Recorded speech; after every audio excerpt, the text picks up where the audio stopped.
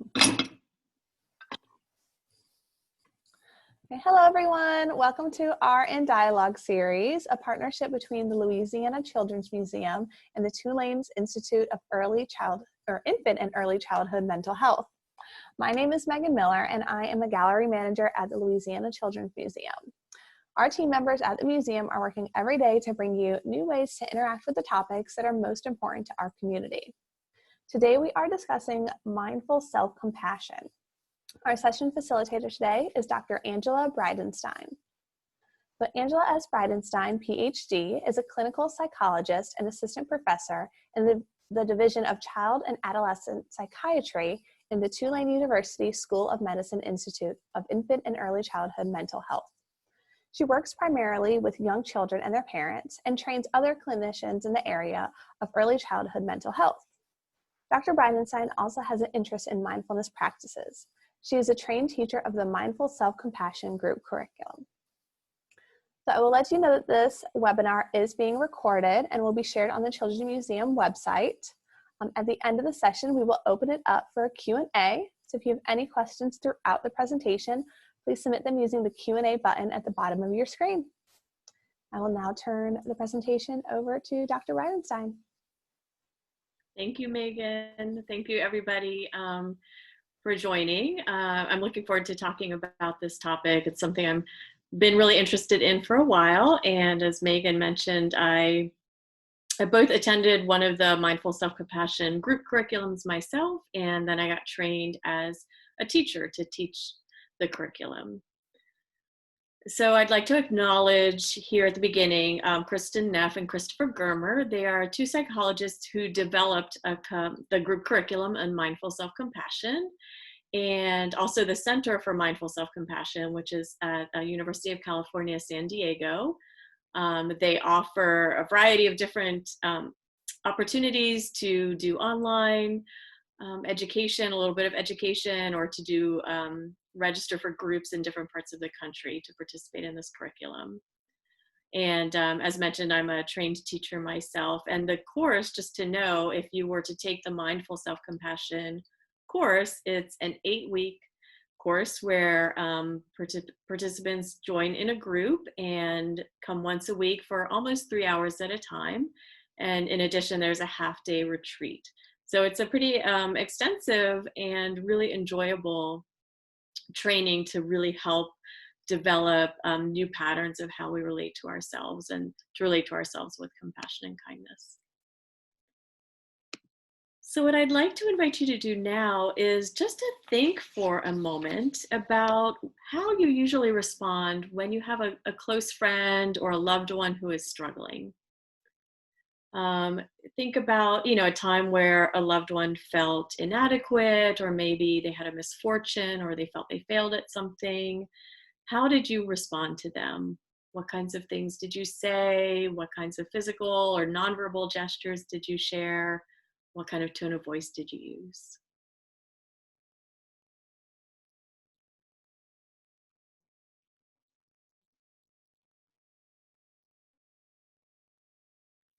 And when people think about this question, they often mention that they took some time to listen to their loved one, maybe, gave them their full attention, gave them kind of a gentle touch, maybe gave them a hug.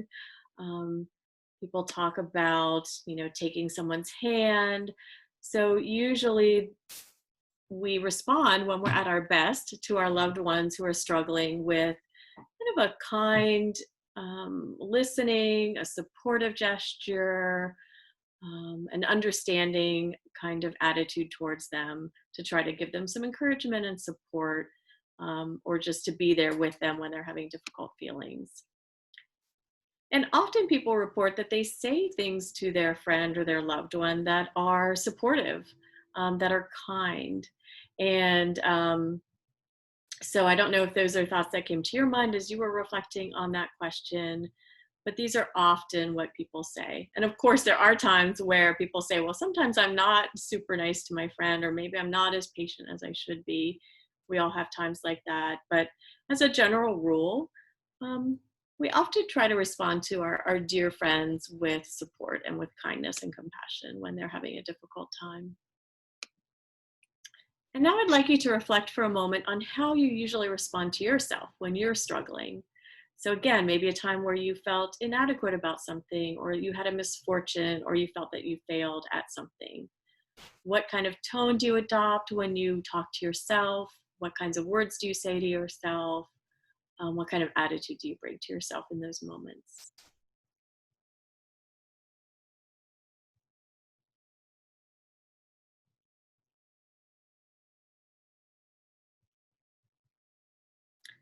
So again, not always, but sometimes people report that they tend to bring kind of a negative or critical attitude towards themselves. That they may say things that are not very unkind, not very kind. They may say things to themselves like, I'm such a loser, or what's wrong with me? I always mess things up. I never, um, I always cause problems with my relationships. Whatever the situation is, that many people tend to say things to themselves that are pretty harsh and pretty judgmental. So if you're in that camp, know that you're one of many, many people who tend to bring that kind of punitive and judgmental approach to themselves during difficult times. And you may take a moment just to reflect on the difference. If you notice a difference, do you respond to a friend in different ways than how you respond to yourself? And again, most people, about 80% of people in some research, tend to be harder on themselves and more critical to themselves than they would be to a friend. So that's just something interesting for us to be aware of. So we're going to be talking some more about mindful self-compassion. So first, I just want to mention what compassion is. And there are different definitions out there, but this is one that I really like and that we use in this curriculum, which is that compassion is a deep awareness of the suffering of other living beings, combined with or coupled with the wish and the effort to alleviate that suffering. So it's this awareness of suffering, it's concern for it, it's care for the being or person who's going through pain, and it's also combined with this desire to make things better, to help that person. So self-compassion is similar, but of course it's about how we relate to ourselves. So when we suffer, self-compassion is when we're caring for ourselves in a similar way as we would care for someone else who we truly love. So self-compassion includes self-kindness, a sense of common humanity, and mindfulness. So essentially, it's a way of knowing, it's recognizing that we're having pain or difficulty or suffering, and then responding to ourselves with kindness and understanding. And I also want to just mention briefly what mindfulness is. And there are a host of definitions out there, but they all boil down to something similar to these very simple definitions, which is that we are being aware of the present moment with an attitude of acceptance. So I like this little cartoon here that shows someone out for a walk with their dog, and the dog is mindful in the moment. Dogs' brains probably work differently than ours, but the dog is taking in the beautiful view and the experience of being outside and walking. The person's mind is occupied with all sorts of thoughts and feelings, maybe about something that happened earlier that day, or something they need to do for work, or something they need to do the next day. So we tend to get preoccupied with things that aren't always what we're doing at the moment. So mindfulness is knowing what we're experiencing while we're experiencing it. It's being present in the moment. And just to know, we all are mindful of things at times, but human beings, as a general rule, our minds are built to wander. They do wander. We go into the future, we go into the past. And especially in our modern world, we have so many distractions and lots of need to plan and think ahead. So it's normal for your mind to wander. But we have seen in some research that when our minds are wandering, we tend to be less happy than when our minds are present in the current moment. So even if the moment we're in is not the most enjoyable or interesting, people tend to report that they're happier if they are present in that moment than if their minds are wandering. So there's something to be said for just experiencing where we are and what we're doing. And for the purpose of mindful self-compassion, um, mindfulness is important because we have to kind of be aware of our internal experience. We have to be aware and recognize and really register that we're feeling some difficulty or we're feeling some pain or suffering. Because if we don't really kind of take note of that and recognize it, then it's hard to respond to ourselves in a kind way. So we're going to spend a little time talking in more detail about this concept of mindful self-compassion. So there are three main components, and this is based on the work of Kristen Neff and Christopher Germer, who created this group curriculum. And the first component is choosing or trying to implement self-kindness instead of self-judgment. So with self-compassion, we're treating ourselves with the kindness and the care and the understanding and support that we would give to someone we really care about. And as I mentioned, most people tend to treat themselves more harshly than they would say to someone else. We tend to be able to say more cruel things to ourselves than to a friend. I know certainly the things that I might say to myself are definitely have the potential and have it, at various times been much more cruel or unkind than I would say to anybody else that I loved. So compassion also includes the self-kindness versus self-judgment, this action component where we are concerned with relieving suffering, and we're motivated to do something about the pain that we recognize is there. So this means there's this action element where we engage in some active soothing and comforting of ourselves when we're in pain, or we're trying to take action, whatever action is needed to help ourselves when we're suffering. And the second component is common humanity versus isolation. So with self-compassion, we are able to, or we try to see our experience as being part of the larger human experience. And we recognize that imperfection or pain is part of being a human being, and that everyone has those feelings, everyone goes through suffering at times. So recognizing ourselves as being part of that larger human experience can help reduce feelings of thinking or feeling that we're abnormal or that we're isolated or alone in having the type of experience that we're having. And secondly, we also recognize that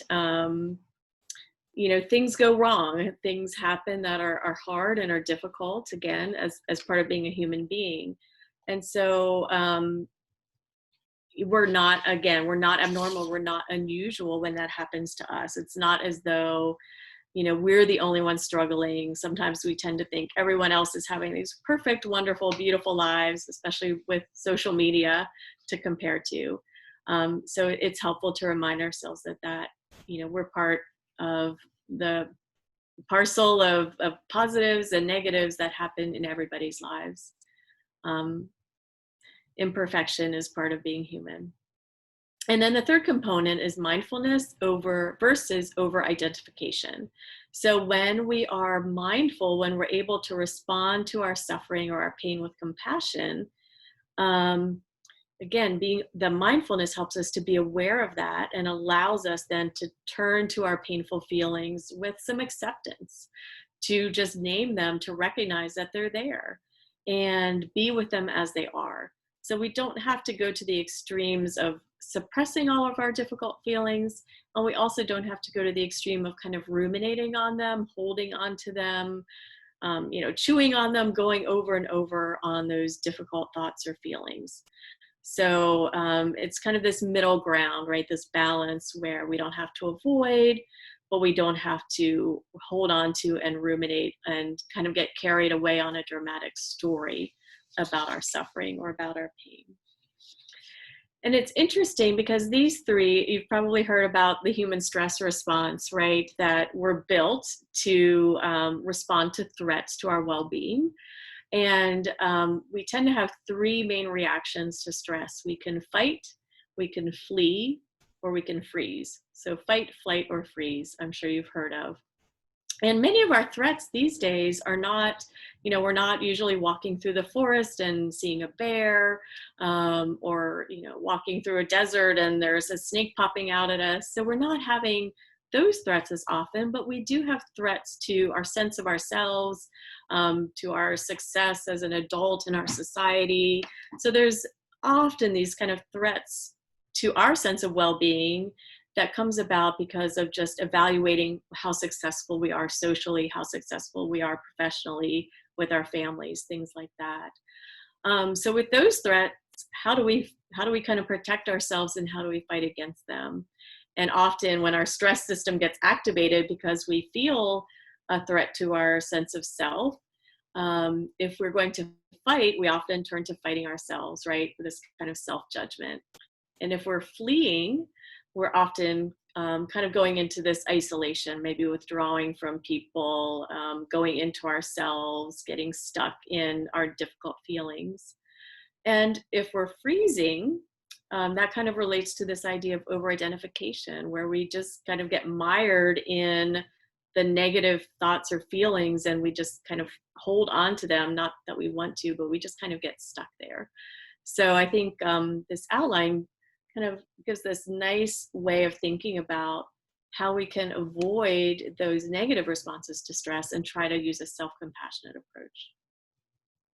So what I'd like to do now is guide you in a little meditation. This is called a self-compassion break. And it's something that you can do informally on your own. And I'll invite you to get yourself into a comfortable position, maybe sitting, shifting around a little bit if you need to, and you're welcome to close your eyes or to partially close your eyes if that's comfortable. And as we do this meditation, if it feels uncomfortable to you, please disengage from it and do something different, like look at the picture on the screen. But if it feels all right to you, you can go ahead and experience this. So maybe take a deep breath or two.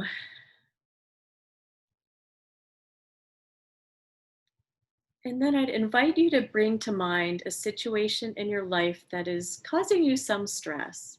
Not a major stressor, not something that's causing you extreme suffering, but maybe something that's mildly stressful, either at work or at home, or related to someone you know and who you're trying to support who is struggling.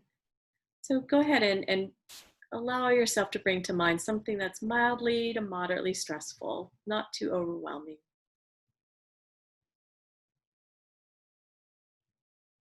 And then allow yourself to kind of see, hear, and feel your way into that problem to the extent that you feel a little uneasiness in your body.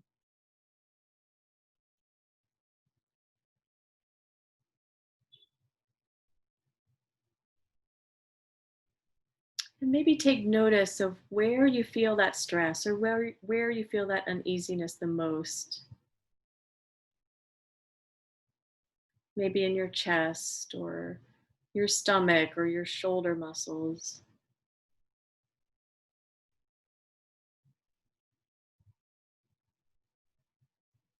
And make contact with that discomfort that you feel in your body. And then say to yourself slowly and kindly, this is a moment of suffering.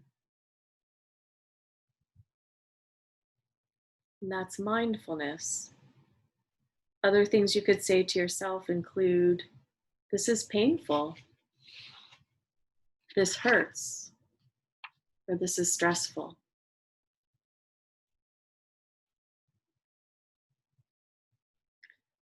And now kindly say to yourself, suffering is part of living.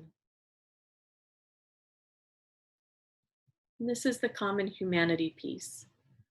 Other ways you might express this to yourself are by saying, I'm not alone. Others are just like me. or we all have struggles in our lives. But this is how it feels when a person has a struggle in this way.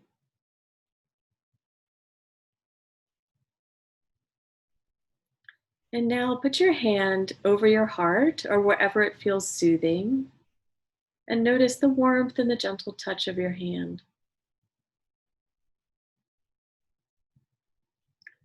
And now say to yourself, may I be kind to myself. And that's self-kindness. And other options to say include, may I give myself what I need. May I accept myself as I am.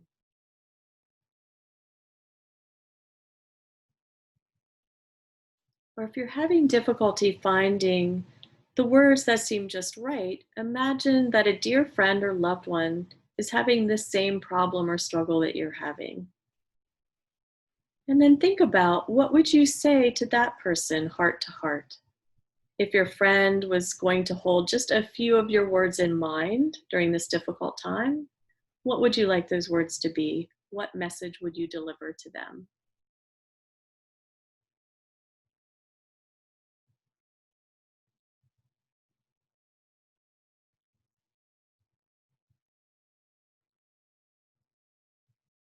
And now, can you deliver that same message to yourself? Direct those words to yourself.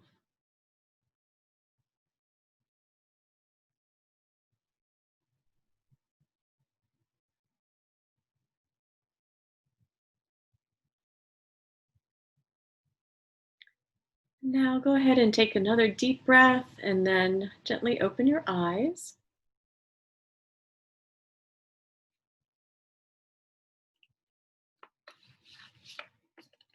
And thank you for trying that.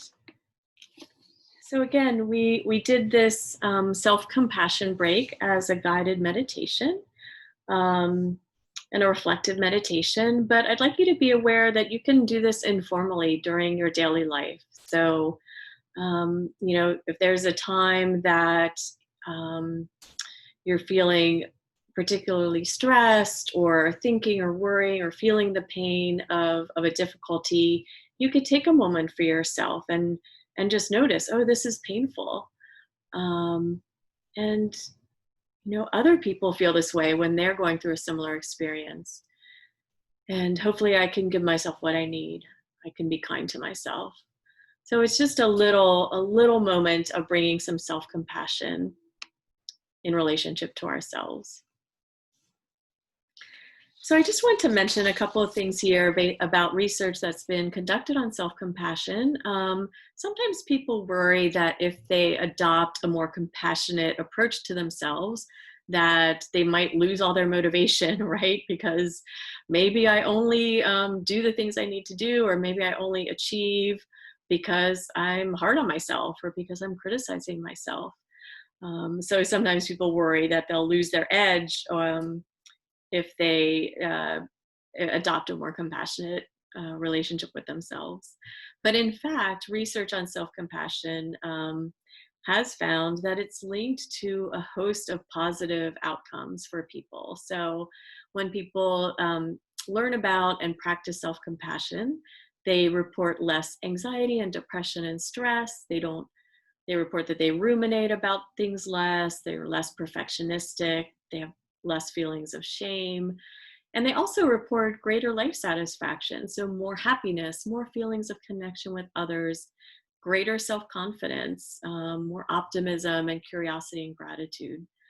Um, Also, people who use self-compassion report that they cope with various stressors in life um, more effectively than those who don't. So things like having chronic health conditions or going through divorce, people using self-compassion approaches tend to handle those stressors better.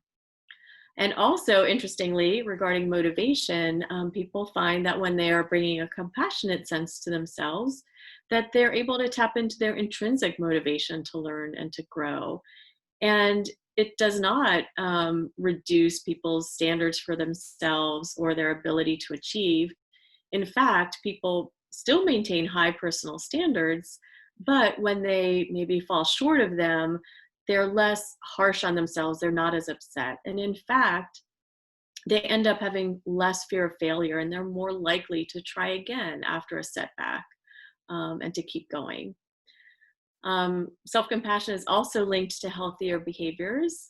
Again, I think that relating to ourselves with compassion brings that active component where we want to take care of ourselves and we want to do what's best for ourselves, in a way that's gentle rather than kind of harsh and punitive when we make mistakes. So people report that they exercise more, they use alcohol less or other unhealthy ways of coping, less disordered eating, for example.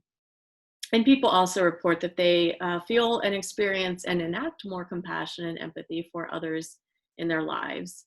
Um, so these are all really nice outcomes of compassion. And I do want to emphasize again, we'll do another meditation, but I do want to emphasize that this is a brief introduction to the idea of mindful self-compassion. It's a practice. It's something that doesn't come naturally to many of us because we have grown up maybe with using critical voices to motivate ourselves or to kind of punish ourselves or try. I shouldn't say punish, because I think when we critique ourselves, the ultimate goal is that we're wanting ourselves to be successful. But somewhere along the way, we've learned to do that with criticism and harshness and judgment. And changing that pattern so that we can use a compassionate way of relating to ourselves, it brings a host of benefits, but it is a process and it's a journey of learning how to do that. So I'd like us to do another meditation, and then I'll give you a few resources at the end. And this is a loving kindness meditation. And these are meditations that are used to kind of cultivate a compassionate state of mind and to help create an open-hearted kindness in ourselves. So doing a meditation like this can be a way to calm or comfort ourselves. And they can be really effective at times when maybe we're having a lot of anger or a lot of distress, that this is a way to kind of bring our minds back to the present moment and cultivate a positive mind state. And this meditation uses the repetition of phrases. And so I'm going to again invite you to sit comfortably and perhaps close your eyes. And to begin, I'd like you to picture in your mind's eye a person or some other living being, like a pet, for whom you feel easy, natural, and great affection or love. And this is a person or a being that when you're in their company, you tend to smile, you feel a warmth and an easy affection and enjoyment by being around them. So allow that person or being to fill your mind and allow the feelings to kind of infuse you. So just bask in the warmth of the affection or the enjoyment or the love that arises in you when you think about them.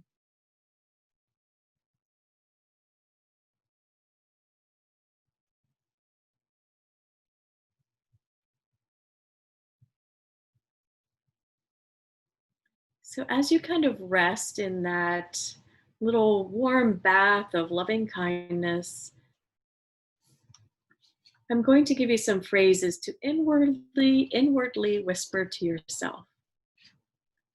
May I be safe and protected and free from inner and outer harm.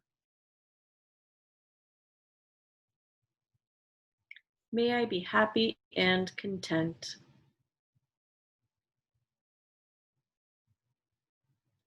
May I be healthy and whole to whatever degree possible. May I experience ease of well-being.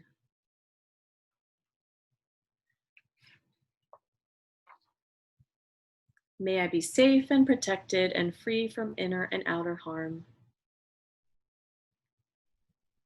May I be happy and content. May I be healthy and whole to whatever degree possible. May I experience ease of well-being.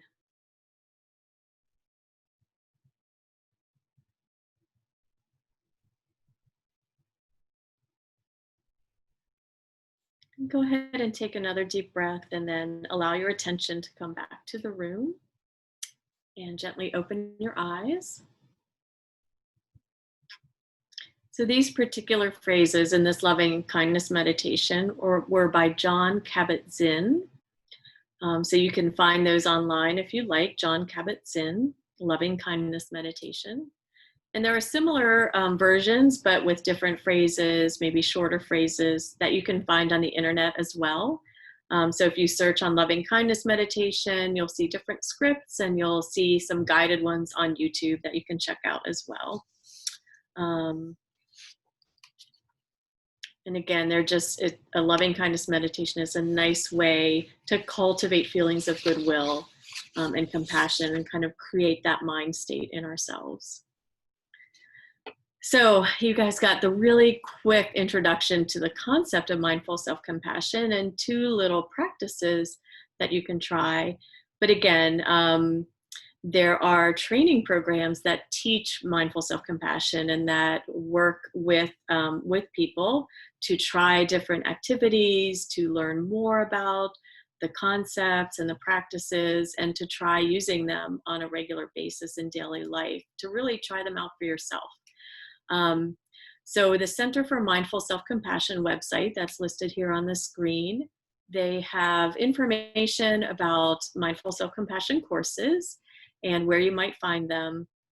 And they may be offering some online opportunities now, I'm not sure. Typically these are done in person, but of course we're living in a whole new world right now. But also there's a way to try working through some of these practices and learning about them on your own. So there's a workbook here listed at the top, the Mindful Self-Compassion Workbook. And I know it's available on Amazon, but it includes a lot of the information and different activities. And I'm sure links to online guided meditations. So if you're interested in kind of working on that on your own, that's a great way to do it. And I also listed at the bottom, there's another group out of Stanford University that has a similar course to the Mindful Self-Compassion course. And this one is called Compassion Cultivation Training. So there's some slight differences in the 2 courses, but they're both essentially 8-week courses. And if you visit the Compassion Cultivation Training website, they have some information about their program and ways to access that as well. So thank you so much for attending and for trying these different activities. And Megan, I'll check in with you because if people have comments or questions, I think we have a little time to talk. Yes, thank you so much for sharing those tips and leading us through those mindfulness practices. I know I already feel a lot more relaxed than earlier today. One question, which this is probably something that could be an entire another presentation, but any tips on using these mindfulness techniques with your children? Oh, that's a great question. That could be a whole other talk. Yeah. Yeah, and it's interesting because these mindfulness and compassion exercises are really designed for adults right now, but there are some teenage versions. So there are some adolescent versions that they're kind of testing out with kids or with teenage kids. I think with younger children, one thing I think that the mindful self-compassion practice can do is that it can allow you to be a model to your kids in terms of how you relate to yourself and how you talk to yourself. So if you are practicing mindful self-compassion, you can start in your daily life voicing that in your interactions with your children. So, if you burn dinner, instead of saying, "Oh, I messed up again," I'm always, doing something wrong, which, you may not say that, but, we might tend to react in a critical way. Instead, you might say to your child, "Oh, I made a mistake, it's okay. I know I make mistakes just like everybody else does, and I'm going to try again. It's okay to mess up. I feel a little bit embarrassed about it, but it's all right. So we can use some of the compassionate ways that we practice speaking to ourselves to do that out loud as just a model for our children. And I think we can use that kind of compassionate voice with our kids as well. Like when they're upset, we can guide them in kind of a simplified version of this, like saying, oh, when I'm upset, sometimes I just give myself a little hug and I take a deep breath and I think, oh, I'm feeling sad. Everyone feels sad sometimes. It's hard, but I know I'm not going to feel sad forever. I know I'll feel better in a little bit. So we can guide our children, to know that the feelings that come up are normal, challenges are normal, helping them to take notice of what's happening internally for them with their feelings and their bodies, and helping to give them words to narrate that for themselves. And in fact, the first way that we learn to kind of soothe and comfort ourselves is usually from our caregivers, right? So one of the reason in meditations like this, we use things like putting our hands over our hearts, or giving ourselves a little hug. We know that touch brings soothing, and that when we're young, we learned those techniques from our parents and our caregivers. So that's something that you're doing for your kids right now. Just when they're upset, when you're saying, oh, I see you're upset, let me give you a hug. Well, it really helps, when we take a breath together and when we're close. You're teaching them how to regulate and relate to their feelings with kindness. So by doing that yourself, I think you're putting them on the road to developing a kind inner voice instead of a critical inner voice. Thank you for that question. That was a great question. And thank you for all that great information. I know that this modeling is very important in young children as they're learning to deal with big emotions and learning to navigate through life. Their parents are their first teachers, and modeling is important for them to see how they can act and react to things. So thank you for sharing that. If we don't have any other questions at this time, I will share that, again, this recording, as well as all of our past recordings, are on the Louisiana Children's Museum website. I've posted the link to that page in the chat box, as well as the link to a survey. So if you could please fill out the survey to let us know what you thought about this session, as well as topics you would like to hear about in the future. We would greatly appreciate it. So thank you again, Dr. Bridenstine, for sharing that information with us. And we thank everyone for joining. My pleasure. Thank you.